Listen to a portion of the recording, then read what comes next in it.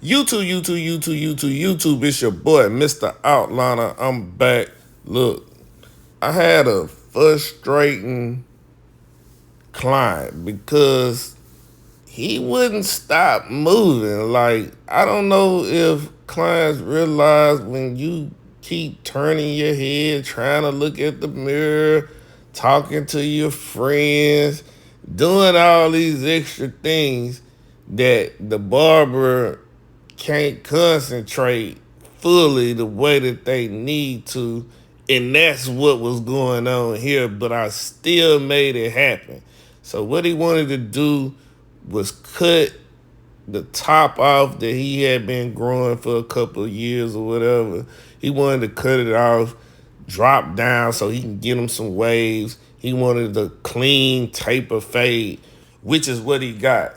So after I cut it down a little bit to manage it, I used my 3 guard to go over the hair to knock down the bulk even more.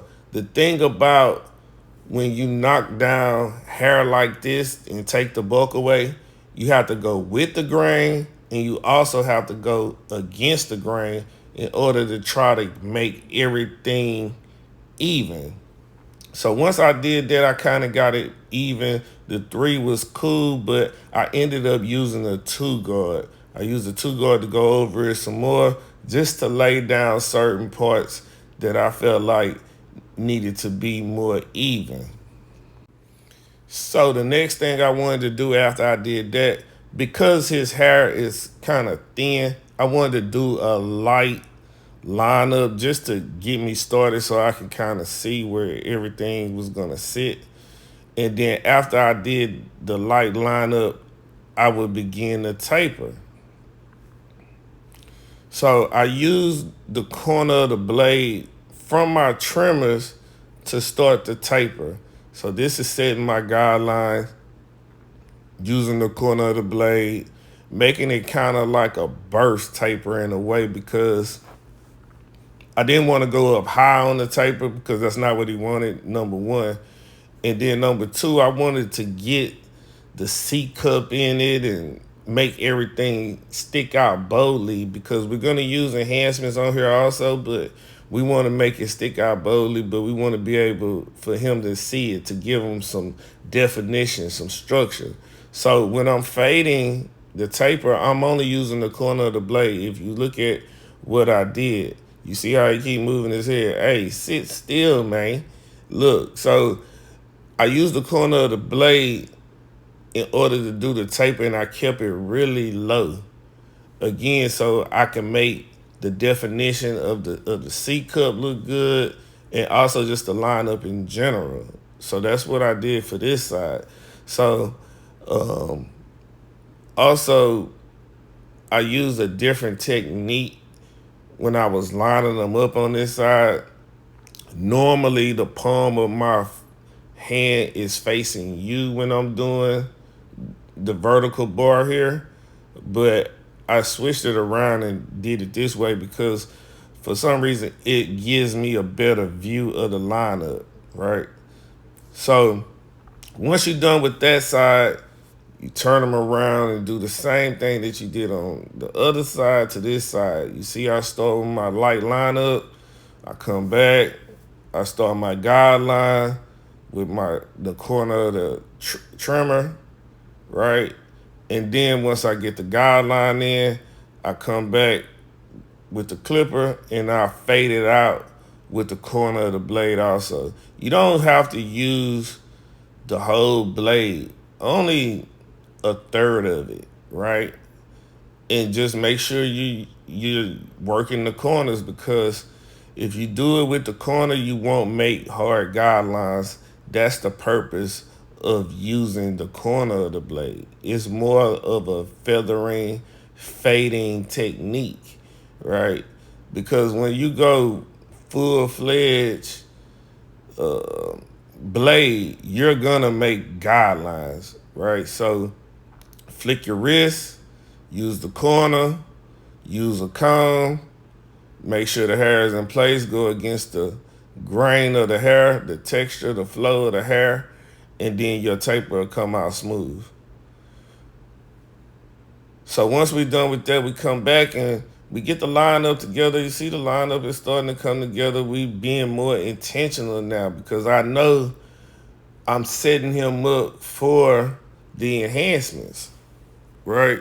But your line before the enhancements has to be good because once the enhancements leave, that's all you stuck with, right? Now onto the front. And you can kind of see his lineup wasn't perfect to begin with, especially on the left side of the screen. This side was a little bit more fuller. You could do a lot more with it, right? So this is the side we started with. I didn't want to start on the left side and bring it up super high and all that. So we work with it as best as possible. But you see this lineup before the enhancements. Look at this. This is before. And some people might be like, oh, he don't really need enhancements. But if you see where I got the trim at right now, it's light in certain spots. You see the left side over there, it's a little high.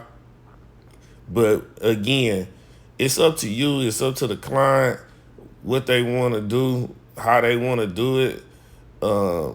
I chose to just kind of keep everything where it was. It's nothing I could really do to change it. But we got it as straight as possible, working with what he had, right?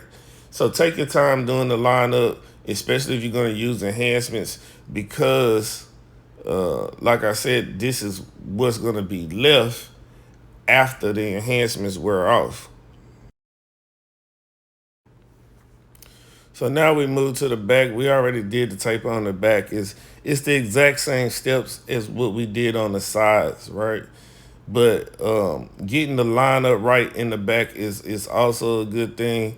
You don't want to go too far in and have it as wide as possible if you can, right? Because a lot of people mess up the back line of a taper.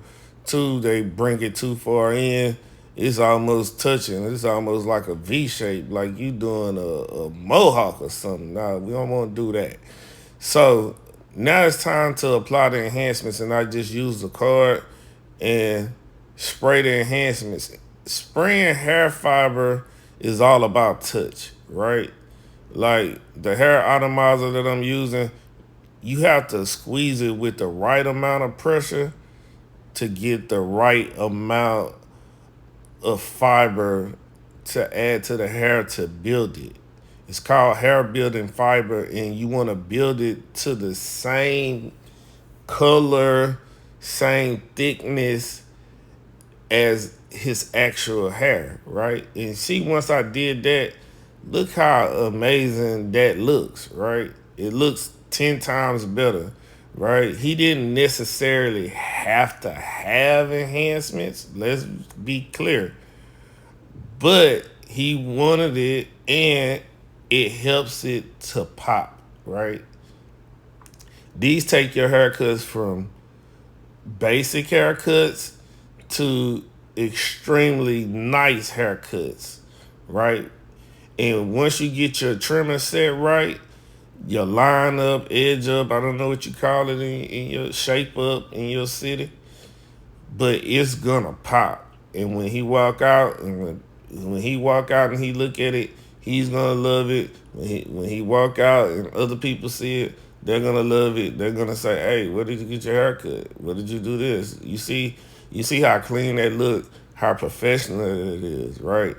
So learning how to apply enhancements is also a technique. You don't want it too dark, like overly dark, like, oh, I can see this. This looks natural. And that comes from how much pressure you're putting on the hair atomizer, right? So the taper coming out good, everything coming out good. I finally kind of got him to sit still. I don't know. I had to pop him in the back of the head or something. But look, anyway, this is the haircut. This is the taper fade with a enhanced lineup. But don't forget, like, comment, subscribe, tell a friend to tell a friend. You know how we do it. And until next time, love, peace, and hair grease. I'm out. Make sure you get these new gamma trimmers too. These are the X Instinct trimmers. They got the metal housing. You might want to pick these up. These things hit straight out the box. Argue with your mama. I'm